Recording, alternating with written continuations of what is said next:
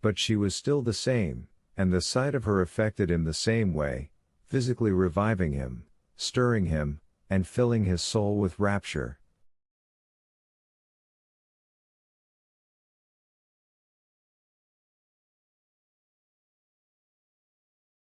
He told his German valet, who ran up to him from the second class, to take his things and go on, and he himself went up to her.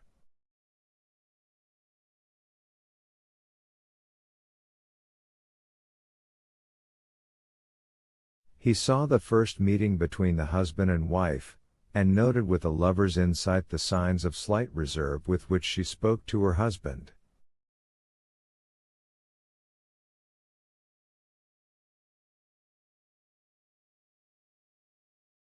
No, she does not love him and cannot love him, he decided to himself.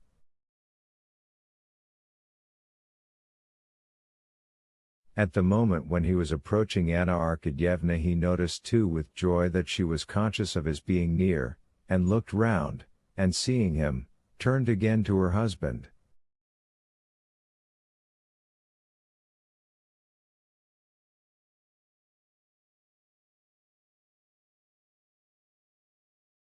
"Have you passed a good night?"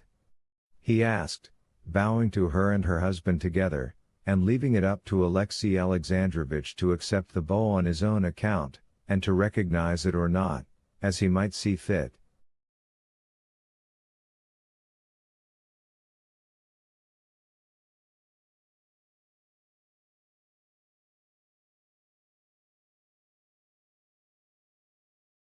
"Thank you, very good," she answered.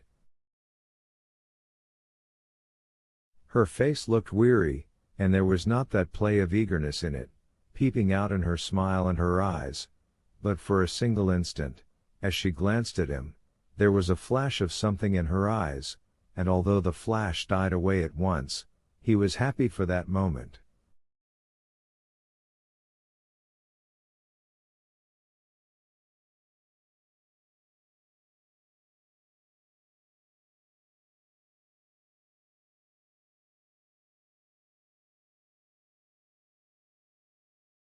She glanced at her husband to find out whether he knew Vronsky.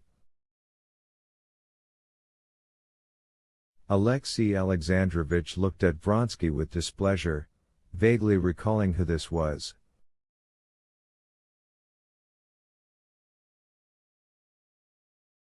Vronsky's composure and self-confidence here struck, like a scythe against a stone, upon the cold self-confidence of Alexey Alexandrovitch.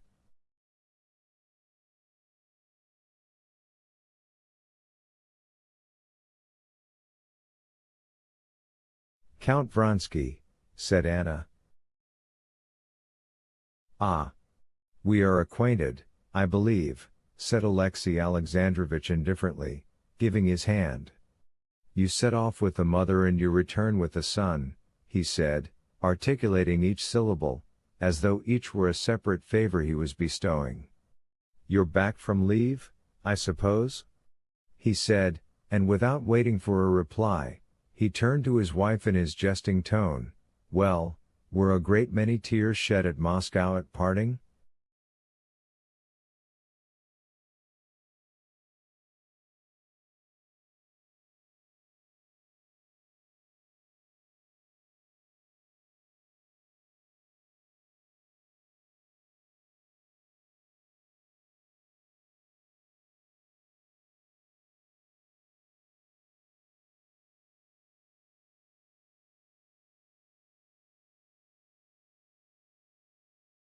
By addressing his wife like this he gave Vronsky to understand that he wished to be left alone, and, turning slightly towards him, he touched his hat, but Vronsky turned to Anna Arkadyevna.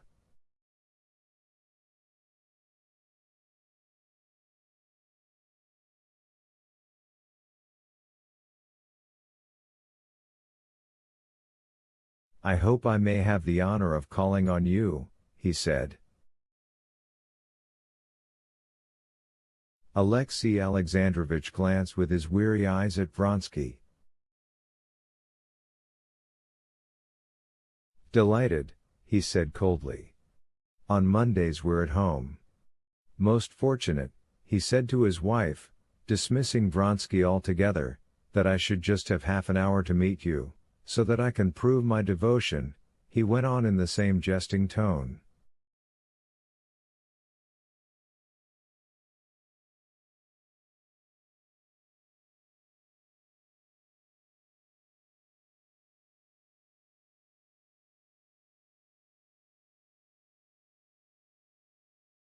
You lay too much stress on your devotion for me to value it much, she responded in the same jesting tone, involuntarily listening to the sound of Vronsky's steps behind them.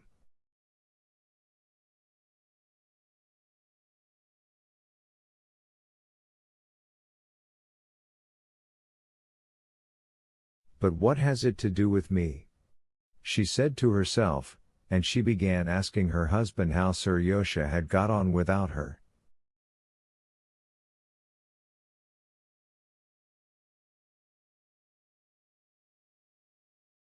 Oh, capitally.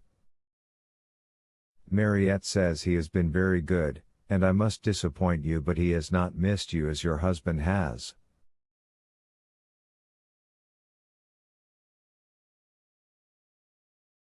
But once more merci, my dear, for giving me a day.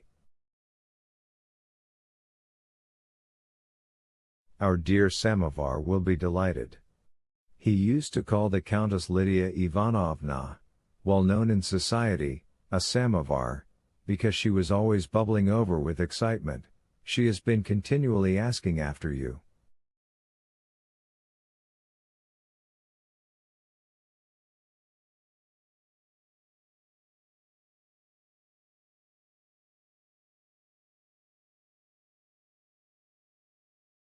And, do you know, if I may venture to advise you, you should go and see her today.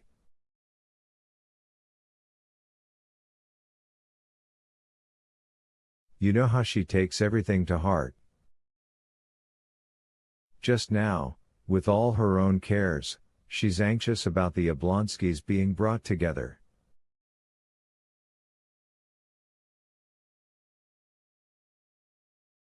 The Countess Lydia Ivanovna was a friend of her husband's, and the center of that one of the coteries of the Petersburg world with which Anna was, through her husband, in the closest relations.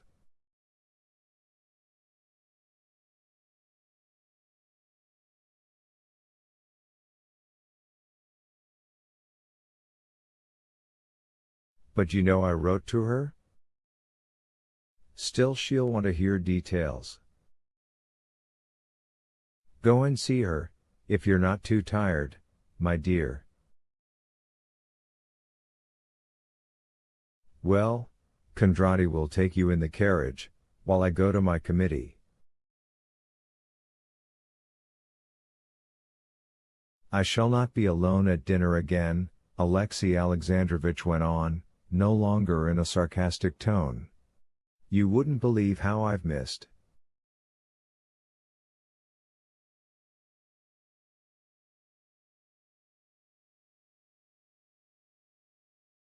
And with a long pressure of her hand and a meaning smile, he put her in her carriage.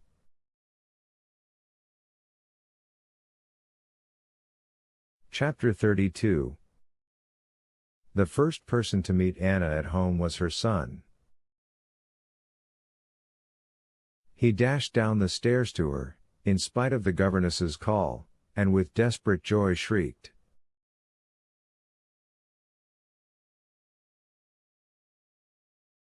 Mother! Mother! Running up to her, he hung on her neck. I told you it was Mother. He shouted to the governess. I knew.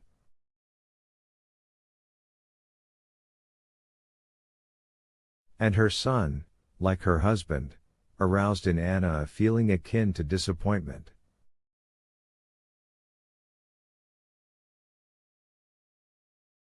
She had imagined him better than he was in reality. She had to let herself drop down to the reality to enjoy him as he really was.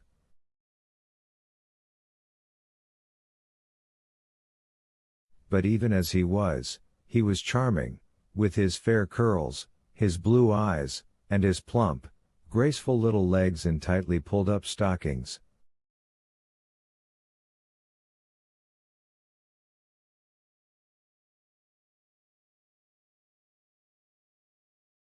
Anna experienced almost physical pleasure in the sensation of his nearness, and his caresses, and moral soothing, when she met his simple, confiding, and loving glance, and heard his naive questions.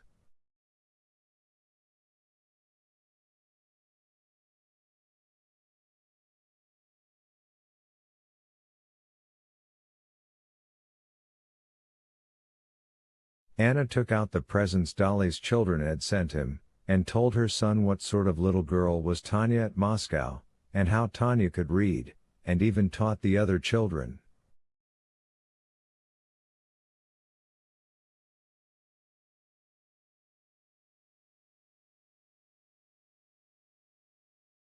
"Why, am I not so nice as she?" asked Seryosha.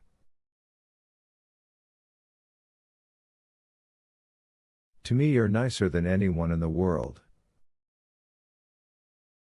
"I know that," said Seryosha, smiling. Anna had not had time to drink her coffee when the Countess Lydia Ivanovna was announced.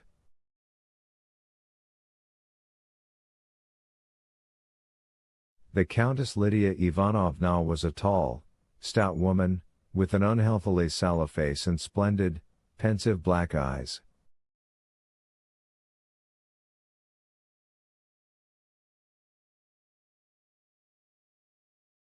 Anna liked her, but today she seemed to be seeing her for the first time with all her defects.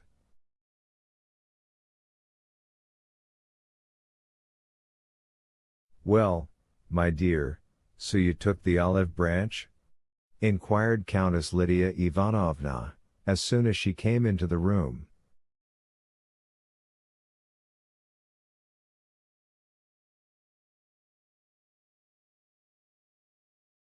"Yes, it's all over, but it was all much less serious than we had supposed," answered Anna. "My belle-sœur is in general too hasty."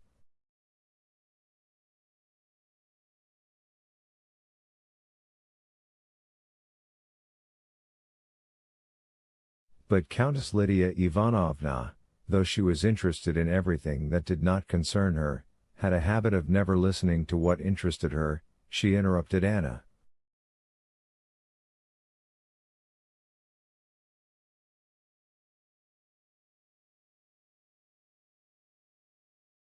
"Yes, there's plenty of sorrow and evil in the world. I am so worried today."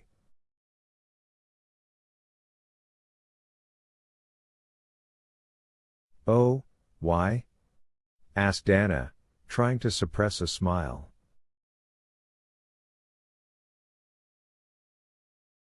"I'm beginning to be weary of fruitlessly championing the truth, and sometimes I'm quite unhinged by it."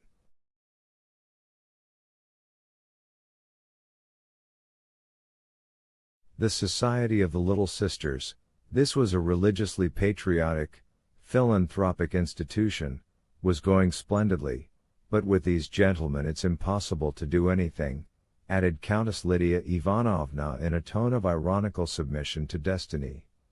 They pounce on the idea, and distort it, and then work it out so pettily and unworthily.